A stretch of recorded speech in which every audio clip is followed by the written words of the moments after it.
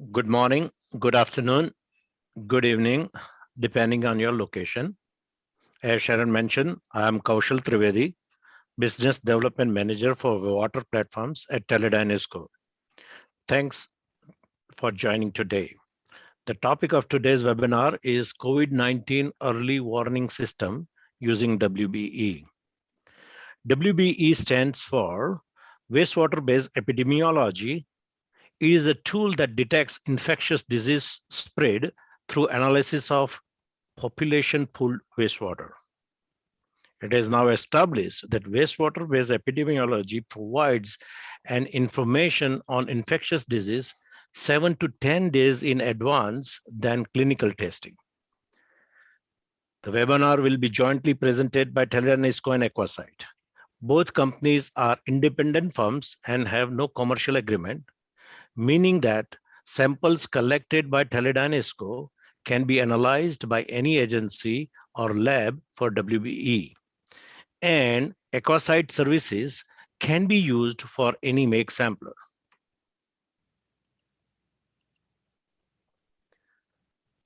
I will start with a brief history of TeledyneESCO for those who are not familiar with our company.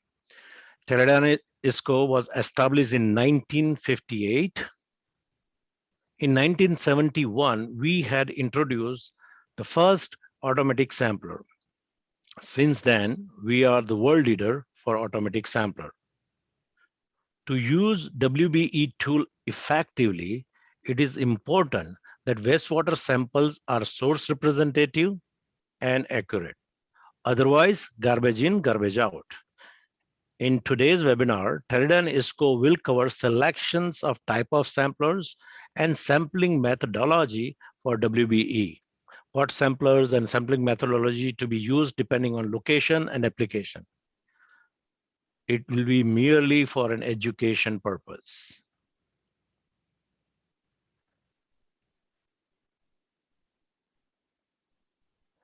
During the initial period of COVID-19 spread, several utilities or labs did not have automatic sampler.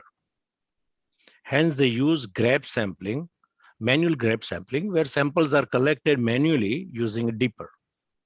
While grab sampling is cost effective, samples may not truly represent the source because of human error.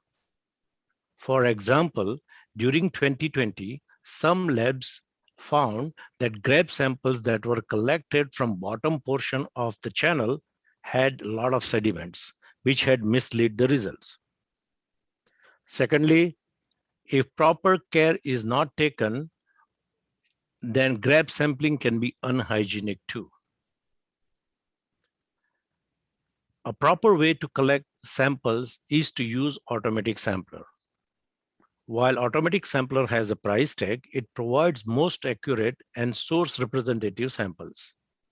It is hygienic too, as chances of wastewater coming in contact with human is far less than grab sampling. Takeaway from this slide is for WBE, it is best to use automatic sampler to collect the wastewater samples.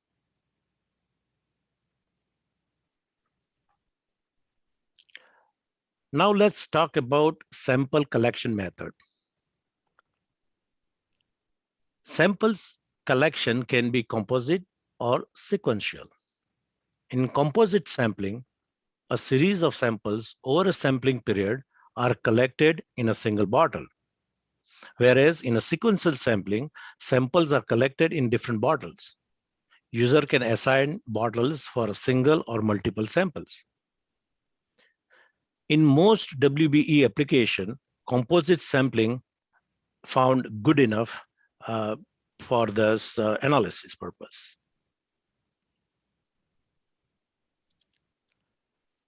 With automatic sampler, you can collect the sample based on time, flow, or combination. In case of time-based sampling, fixed volume of samples are collected at set time intervals.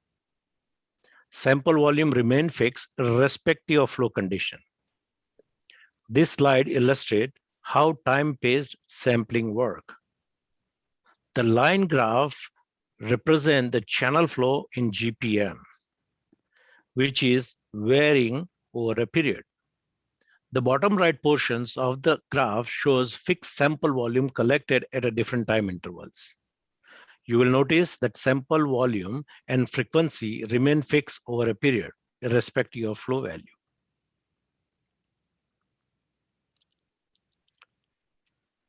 In case of flow-based sampling, sample volume or sampling frequency will be flow dependent. This slide illustrates how sampling frequency can be flow dependent. Once again, line graph represent flow rate. At this site, sampler is programmed to take samples only when flow is more than 50 gallons per minute. You will notice that after collection of first couple sample, there is a time gap for the third sample because flow rate was less than 50 gallons per minute during this period.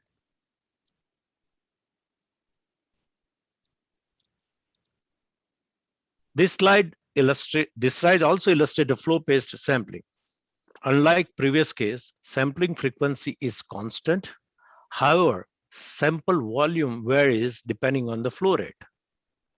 Sample volume is larger for higher flow rate.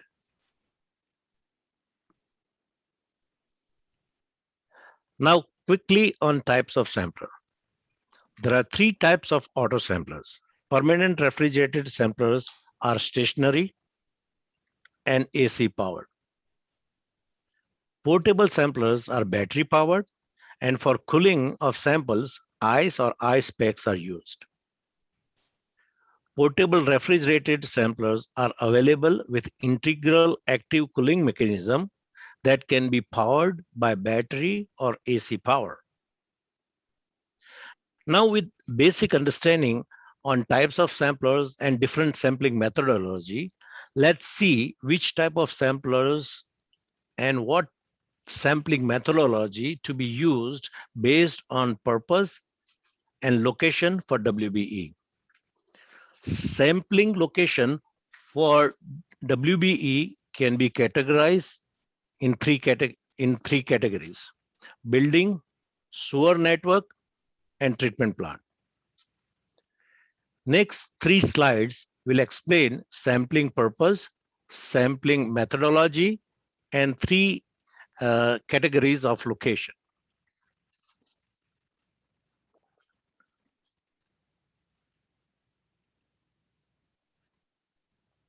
The first location category is building. Example of such location categories are nursing homes, dorms, prisons, schools, etc. The WBE sampling purpose here is to detect the presence of virus. Any detected presence help implementing a small-scale control and prevention measure, such as quarantine or clinical testing. There are several real-world examples. One of my favorite is from one of the universities in Arizona. Last year, when students started returning from their break, this university wanted to make sure that the campus is ready and well protected against SARS-CoV-2 virus. So they implemented the WBE surveillance program where they sampled at multiple locations around campus, including all dorms. One day, the virus presence was detected in a sample collected from one of the dorm outlets. They run quick clinical tests of all students in that dorm and narrow down the infection to couple individuals.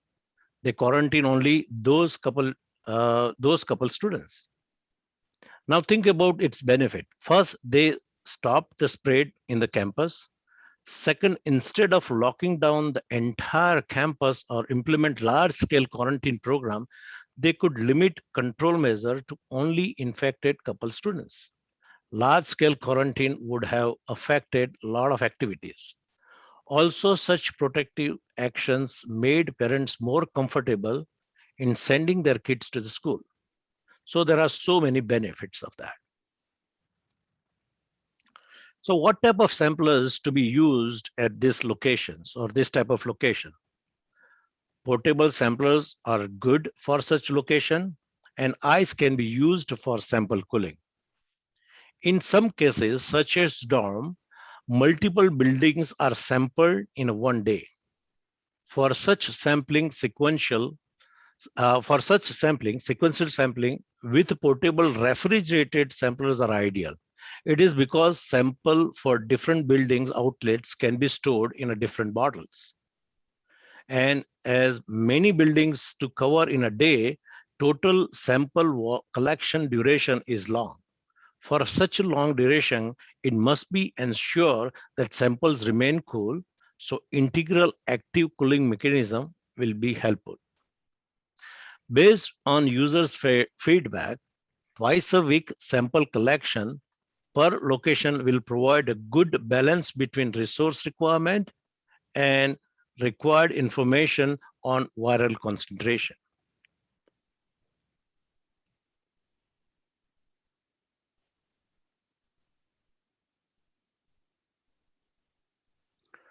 The second category of location is sewer network. The purpose here is to detect local area community spread. It can be neighborhood specific or zip code specific. Samples are generally placed in a manhole at the outlet of neighborhood. So round-shaped battery-operated portable samplers with less than 18-inch diameters are ideal for such location. Flow-based sampling is recommended here because of big variation of flow throughout the day. In the morning, flow is high because most residents use toilets at that time, whereas in afternoon, flow is reduced because few people are using. So it is important that large sample volume is collected when flow is high to get accurate pictures of the catchment area. At these locations, as these locations are remote, once again, twice a week sampling is most popular here. The sampling duration is generally 24 hours.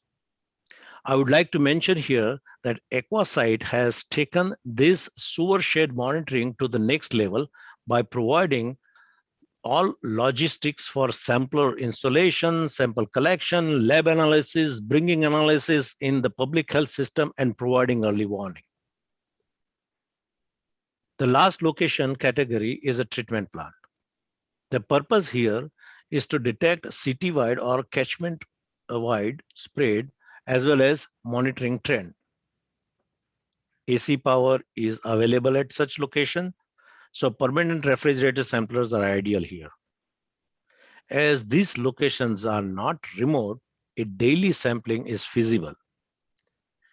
Time-based sampling is preferred here, and samples are taken at every 15 minutes. Lastly, while it is not established that SARS-CoV-2 virus presence in wastewater is infectious, however, it is always recommended to use proper protection. Gloves, masks, and boots should be used while sampling. And if sampler installations require entry into confined space, air quality should be monitored and proper harness should be used. OSHA and CDC have developed good guidelines. I have provided URL for their guidelines in this slide for your reference. Please review them for your sampling requirement. With this, I'm handing over presentation to Mahesh from Aquasight to explain their services and how they provide actionable information from sample collection and analysis. I will return for Q&A sessions after Mahesh's presentations. Thank you till then.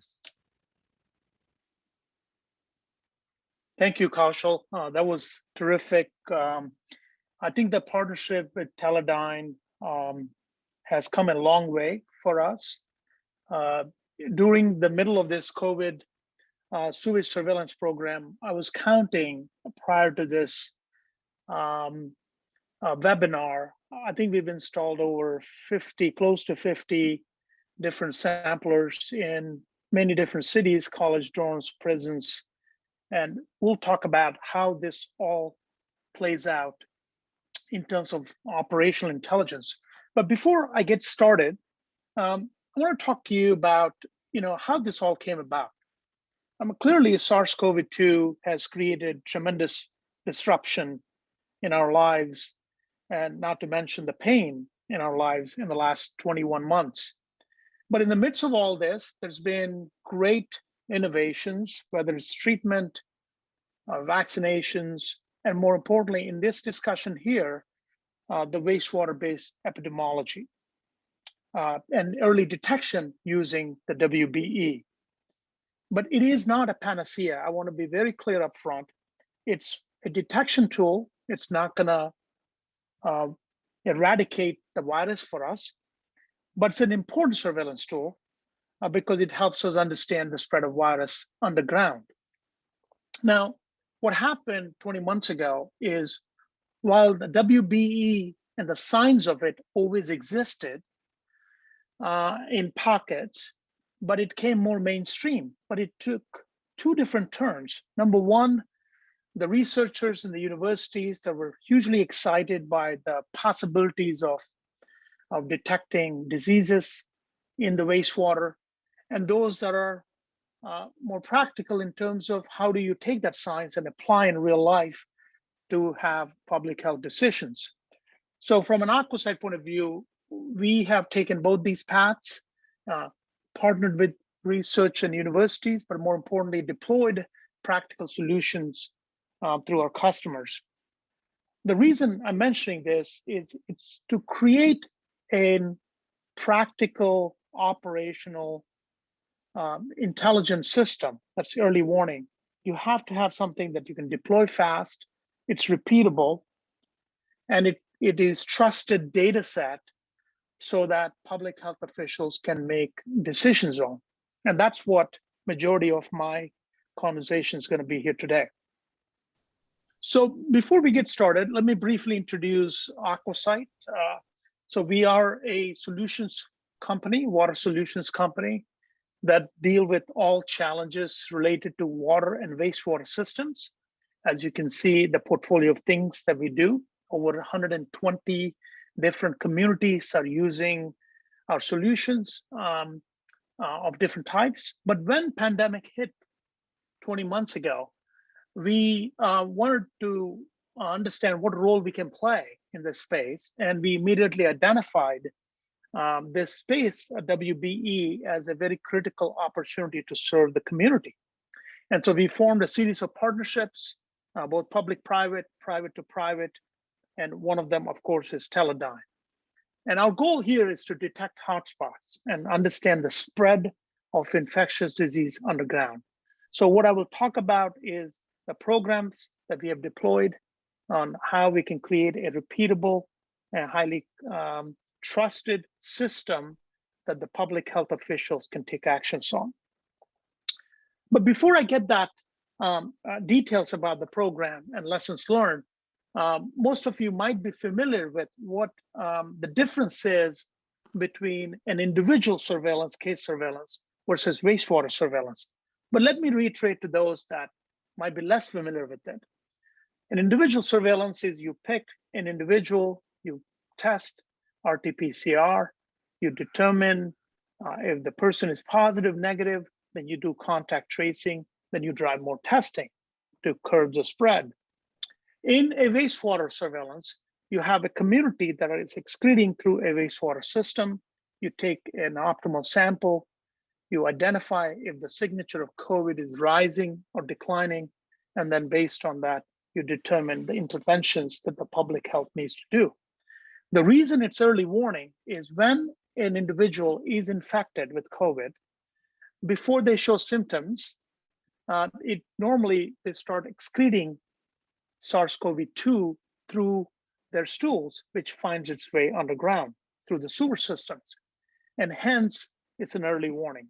So in many respects, wastewater surveillance could be not only a good detection tool, but early warning detection tool, much more practical, and definitely 10 to 15 times less expensive than individual surveillance programs. Now, let me talk about the specific program that we've rolled out across many different communities. So we call it QS. It's COVID-19 Early Warning System. It's deployed at scale in 19 different jurisdictions, 44 locations. There were several assets that have been developed from sampling optimization methods, SOPs, to how to optimize logistics, high throughput testing, so you can do a significant volume. QA QC is really critical, that the lab output has critical QA QC, automation of the data, automation of the analytics coming of the data that's coming out of it, a dashboard system, and a KPI, what we call minimum peak shutters. So several assets have been put together and have been developed during this entire COVID pandemic that we are in the midst of. We've done over 3,000 tests, and we've proven that it's a repeatable process and can work very, very effectively. And we have 5,000 plus more tests to do in the next 16 to 18 months. Develop a deep understanding and knowledge, and you'll see through the experience that we're going to talk about in the next few minutes, not just of treatment plants, but in the neighborhoods, in the senior centers, jails, and more importantly, have a model that allows for adding up communities, comparing city to city, looking for signature in a normalized fashion. So the program itself has 7 components to identify how you want to run a WBE program in your community or at your facility, selecting optimal sites, identifying an optimal sampler and a sampling technique, having logistics that is consistent, repeatable at the same time of the day, able to have a lab that receives these samples and automates and runs their process of analytical testing, and then from there on, output of that machines, regardless of what type of PCR machines one uses, consumes into this digital platform that is now available for decision making. So this entire program we've actually deployed in under 1 week in many, many communities. Now, I will talk briefly about each one of those components. To make this successful, you need to have something that is consistent, something that you're predictable, something's repeatable. And in fact, Kaushal talked about, the samplers and how to select the sample. And one of the important things he did mention about is sampling technique and optimizing that sampling technique for a specific location. And that's really critical. And from the time you pick up, you have to have a chain of custody, and methods by which you can move those samples and methods by which you can have it delivered to the lab. All of this process knowledge is important and is easily transferable to any community that's deeply interested in deploying this program. Then comes the lab part of this value chain, having consistent methods, proven methods. The one we followed is from CDC. Having concentration extraction methods that are replicatable, quantification that's absolute. In this case, we use ddPCR, but we could essentially use any lab here, not the one that just we are partnered with. We could use any lab anywhere in the world to be able to perform this testing as part of a program you're rolling out. Then kicks in the automation aspect. So several things that we have done. One is if you are creating a particular site, a series, a portfolio of sites, how do you get a system up and running that would identify these sites in a GIS fashion and identify the type of site it is, whether it's a jail, treatment center, sewer shed, etc. Then having all the metadata around it. And you will see the importance of that metadata as you run through analytics. Then the lab, as they record each sample coming in, they have the ability to add critical information around that sample, including chain of custody, to capture it so you can have traceability of this. And then the automation aspect, which is the output of the machine, is now loaded automatically, where the system would do QA/QC, would minimize human errors, and also actually identify additional errors that might have been accidentally created. And then if that's all goes through the checks and balances in the system, then it automatically triggers a series of analytics and visuals that are generated that now also triggers an alert system to a public health official that new results are posted, and they can go in and check how the system is doing and how COVID is spreading within their community. So all of this is the backend automation that's been created and takes hours. And I'm talking 4, 5, 6 hours out of the hands of lab. And you know that we have critical shortage of workforce, and this something is very, very useful. So one of the innovations we have done, and it's been discussed with a group of scientific advisors that we have with us, is a metric called minimum peak shedders.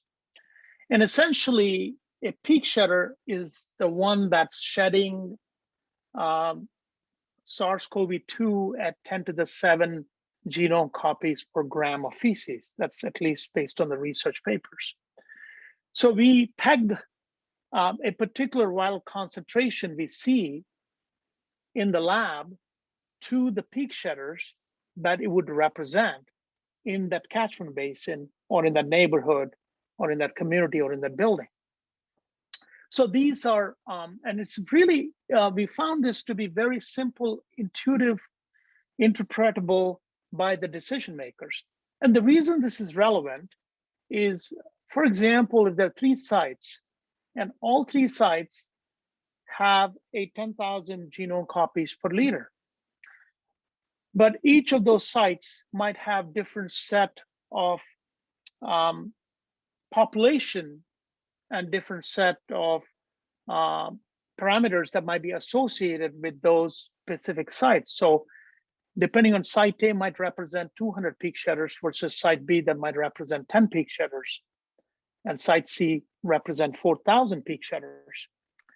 And the reason that becomes relevant is because if you have site C, you know, that's where you probably want to put most amount of your resources, even though it is similar concentration levels as site A and site B. So I'll show you in a system how it is in live terms, but we found this metric to be very, very intuitive. And because it's always normalized to minimum peak shedders, it's also comparable from site to site and city to city. I want to also let you know that it's not a measure of number of clinical cases. It's primarily used as a metric for normalization because people are shedding over a 14-day cycle at different rates, 10 to the power of 2, 10 to the power of 3, and 4, 5. It's impossible to know where a specific individual is on the shedding cycle. So by pegging it to peak shedders, it makes it for an equal normalization from week to week or sample to sample. Then comes the digital system, which we found that the decision makers, while all of this stuff is happening in the background, samples to lab testing to these analytics and QA/QC, but ultimately what they interface with is the system, and this is where real decisions are happening. So we actually found this to be very, very valuable for those that are trying to make decisions on the ground. Now it has 3 different views to it. It has a lab technician view that takes the PCR outputs and automates it for them. It has a city decision maker view. It has a dashboard, hotspots, notification, analytics, and trending. And it has a total program view. If someone is overseeing 20 different sites, it can identify all the 20 sites in the system. So it's really a multidimensional, multifunctional tool, but it's also extendable to any infectious disease beyond COVID-19. And so let's look at some of the practical examples of how the intelligence coming out of the Q system has been used or what the findings are. So this is a neighborhood level surveillance that we put in place, 130,000 residents, 7 different locations. And you can clearly see, the different surges that we have seen. And this is the measurement here is minimum peak shedders, and different colors represent different neighborhoods. And we're able to add those peak shedders across the whole community. And what you really see is post-vaccination, which is in this particular community, I believe it's 65% vaccinated community. And we are seeing a huge surge in the last several months. The other interesting finding is the correlation and the early warning nature of COVID-19 underground signal versus actual clinical cases. So the red is the underground signal, which is shifted left compared to the green, which is clinical cases. And you can clearly see it's anywhere between 3 to 7 days in advance. We also deployed, I think Kaushal pointed out, at college campuses. We deployed a number of different campuses. And one thing very interesting with Eastern Michigan University, while many college campuses were shut down, this college campus was never shut down, and in part to the fact that they had a very good COVID-19 monitoring system with WBE, but also they put in a decision-making team that would use these results to take actions, which drones to isolate, which individuals to test more, etc. We also found by looking and comparing this minimum peak shedders underground signal with clinical cases, if that ratio goes beyond a certain level, in this case, a ratio of 3, that means we require more testing. What essentially it means is that there is more unexplainable underground sewer COVID signal that we can't explain through the clinical cases, and that it requires us to test more. And we've seen that at different points in time during the pandemic. We're also able to predict, based on the data we have, next week's cases using previous week's sewer signal, which validates the early warning nature of the system. And we also put in place a sewage surveillance, color-coded sewage surveillance advisory system for this community. Another interesting trend that we saw, and this is for the state of Michigan, what you see on the right-hand side is one community and the sewer signal of this community. And what you see on the top is the trend for the entire state for clinical cases. And you can see in many respects, this community underground sewer signal mirrors pretty much or is a proxy for the clinical cases across the entire state of Michigan. And it's another interesting finding for us, and at least for the researchers, to see how this could really be a mirror of what's actually going on above ground.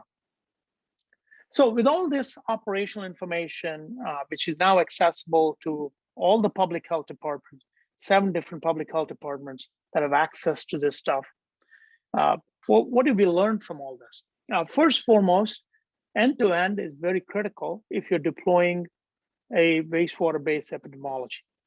It isn't just lab, it's sampling, it's logistics, it's lab, it's analytics, it's digital. And you have to create a program that's very results focused. One of the most interesting aspects of this is if you can detect asymptomatic, and we've seen that consistently, whether we do it in college dorms or whether we do it in communities. And also stop the super spreader events, which we found during Halloween events, which we found during college football or athletic events, and we're able to stop these events at these dorms. You have to have a model that's very flexible. It can integrate any third-party lab. It can integrate any local logistics and can integrate any public health department. You have to have something that's rapidly able to implement, not just deployment, but the results need to be turned around. And you have to have labs that work 6 days a week. You have to have solution that's application centric, whether depending on which one you are trying to do surveillance on, communities to neighborhoods to colleges, slightly different variants of these different applications.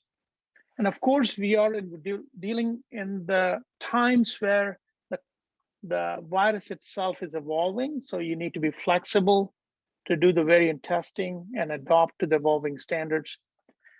And most importantly, put in place a system by which you can operationalize this program. Use the metrics. The lab data itself isn't sufficient from our point of view. So finally, where is this all headed? From a wastewater, if you put a wastewater general manager hat on, I think we went through a series of waves. This is a very exciting times. Wave 1 was all around pollution control. That's where the treatment plants came into place. Wave 2 around CSO control. That's where the green infrastructure came into place. Wave 3 is around circular economy. That's where the nutrients, the biogas, the reuse, it is in process. A lot of activity, investments going on. Wave 4, from our point of view, is about public health monitoring. And what we saw in the last 20 months is really a seeds of what potentially how public health monitoring can happen through the wastewater system. And it isn't just COVID-19, it's other forms of viruses as well. So with that, I'd like to end my presentation and turn it over to Sharon for Q&A. Thank you, Kaushal and Mahesh, for sharing your expertise. And we would now like to open it up for questions. If you have questions, please enter it through the Q&A function, and Kaushal and Mahesh will be happy to answer them. So I think this is Mahesh here. I think the two questions come on how the minimum peak shutters is estimated and calculated. So while I'll explain this here, if anybody wants more detail, please send us email and we'll be happy to share this knowledge.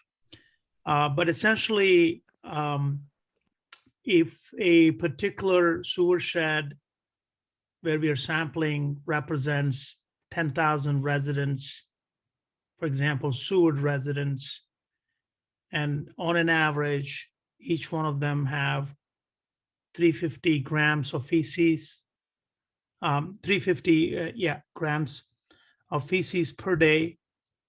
Then we factor total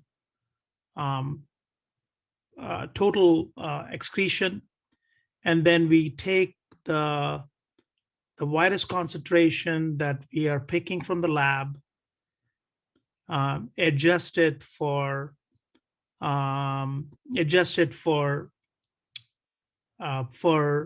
degradation in temperature and travel, and also the recovery,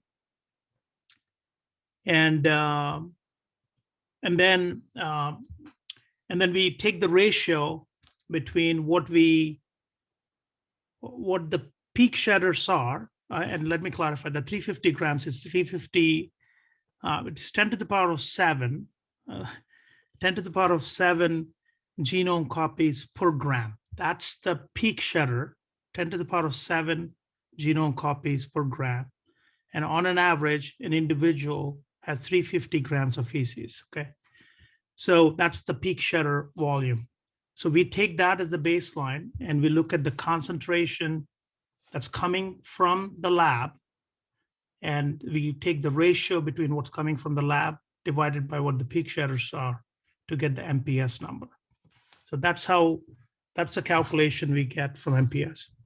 If you're interested in this, we will be able to happily share a paper and kind of walk through the details. Yeah, so there was another question from Bruce. Did you normalize your data in any way?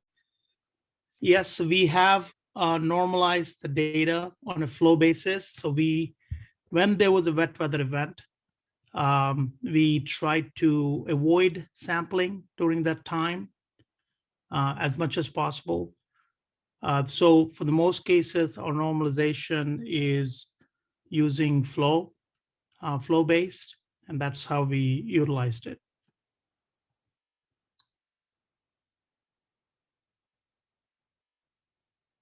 Okay, so there's a question around how many samplers do you recommend setting around the neighborhood to get it accurate read?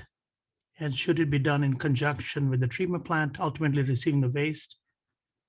So this is an opinion we have that the treatment plant sampling, where most of the activities today, is less actionable and less useful. It is, in terms of usefulness, the most useful is when you sample around certain facilities. And as you sample around neighborhoods, a little more, and then as you do it, treatment plant, it gets less and less as you go from buildings to neighborhoods to treatment plants in that order. There is no magic number, whether you want neighborhood for 2,000 residents and neighborhood for 40 or 50,000 residents. But we think a neighborhood anywhere between 8,000, 10,000 residents is a good representative sewer shed that you potentially want to consider sampling. I will also add here that it is also depending on the time or the timing of the spread. In an initial stage, you would like to find out the hot spots. That in certain neighborhoods, recently I came back from Oklahoma, and they are establishing the trend between the type of neighborhood, age of population there.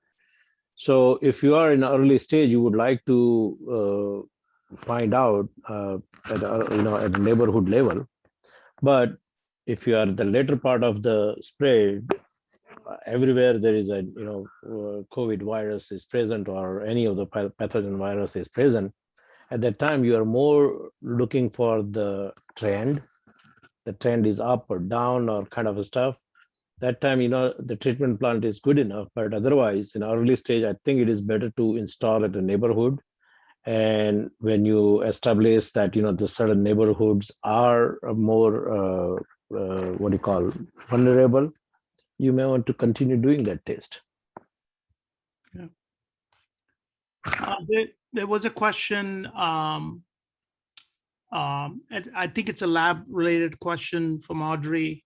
So I'm not a lab expert, but I will tell you the presentation we had. We do have internal process control. I think it's what is it? A five method, and then if you need more details, we can have our lab technician provide you that. The other question that came about is, what is the turnaround time from sampling to data in hand? So our turnaround time, we've seen anywhere between 36 hours to 48 hours. Our team, our partners in the lab, can push it to 24 if it's required. But at the moment, we're going between 36 to 48 hours.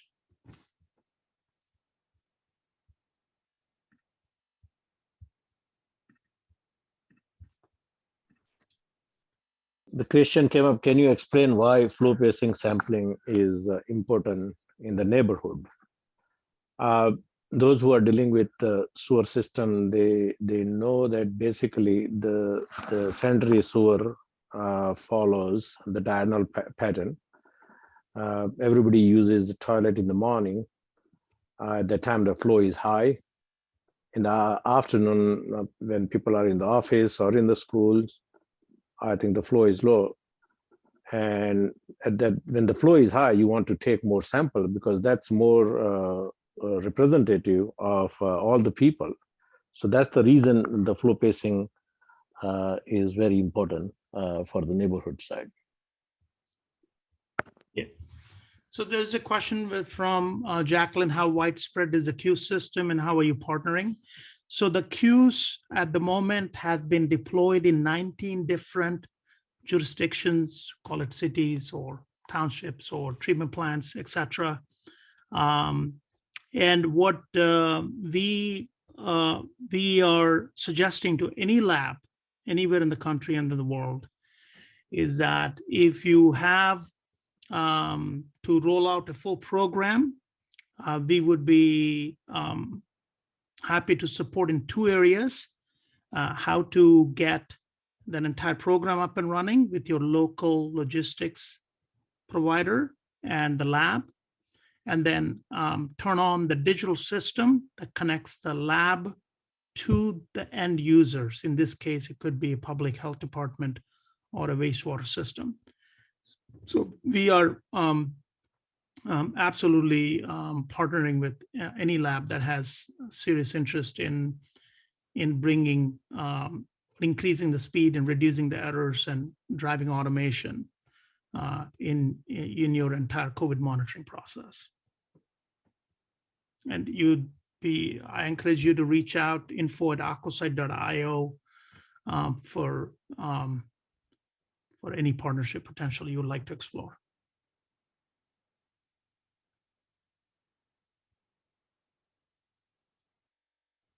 Yeah. So can you give real examples for the public health decisions that have been made? So I can point to, there's also a case study, if you like, we can send that to you. There are 3 specific cases I can point to, but for the interest of time, I'll mention 2. One is there was, after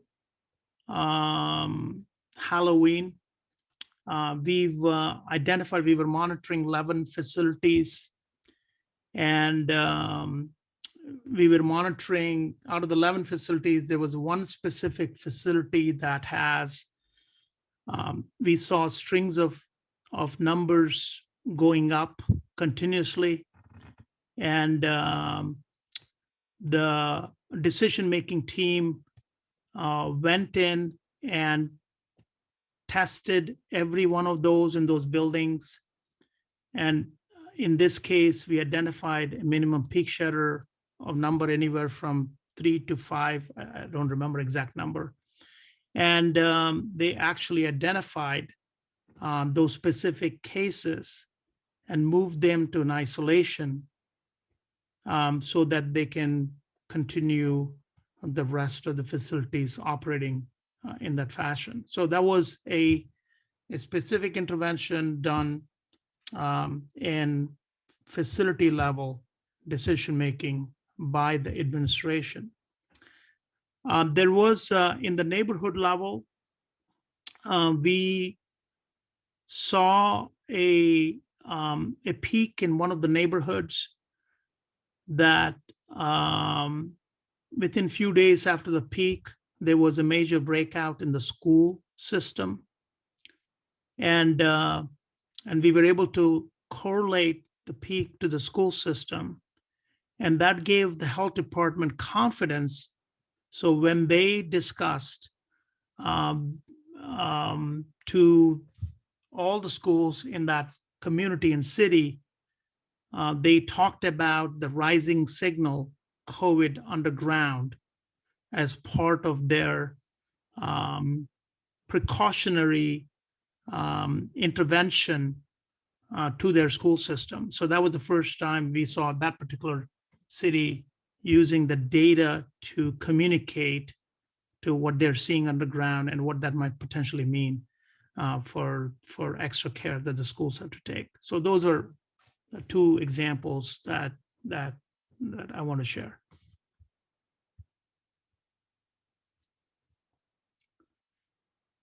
What is the cost of setting up in one neighborhood?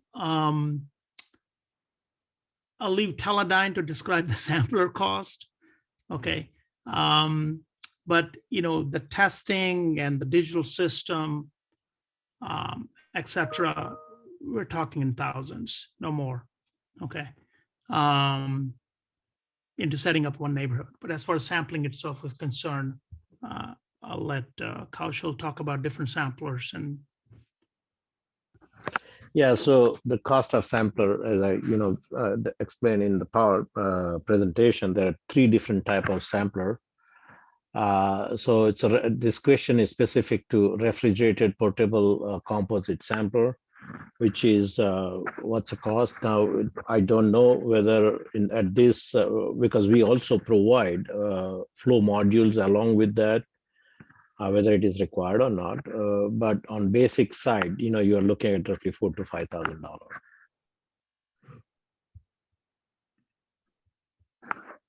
There's another question came in that what is the human error in manual grab sample?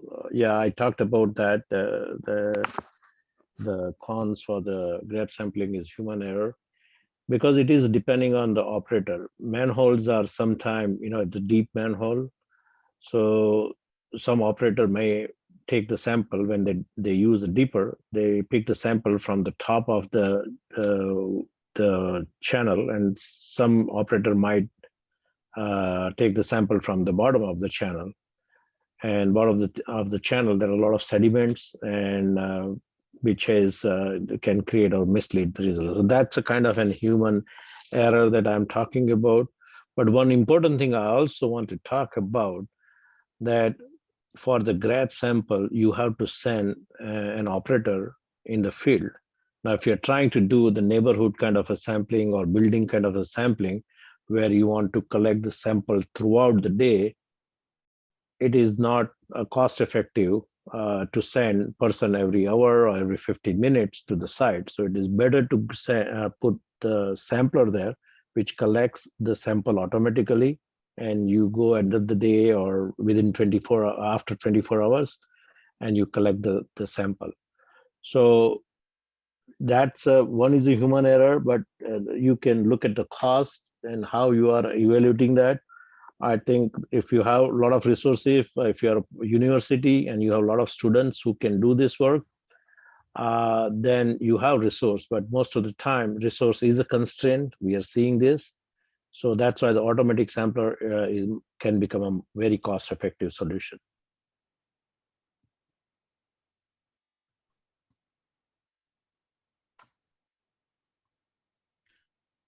There were a lot of questions on minimum peak shutters.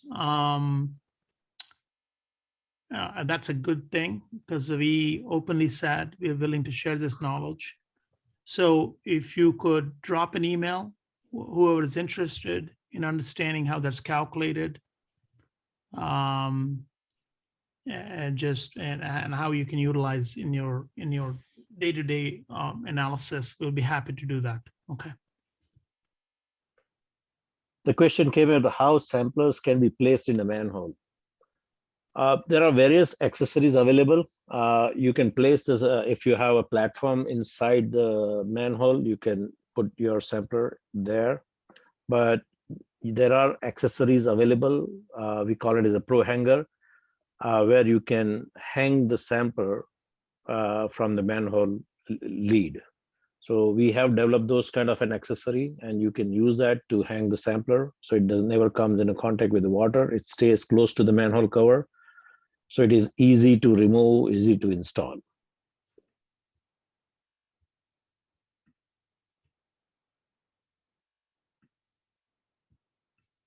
Dan, your email is not coming through. So just send us the email at info@aquasight.io. We'll send it to you. One of the papers is under peer reviews. But the calculation itself, we'll be happy to send. Okay.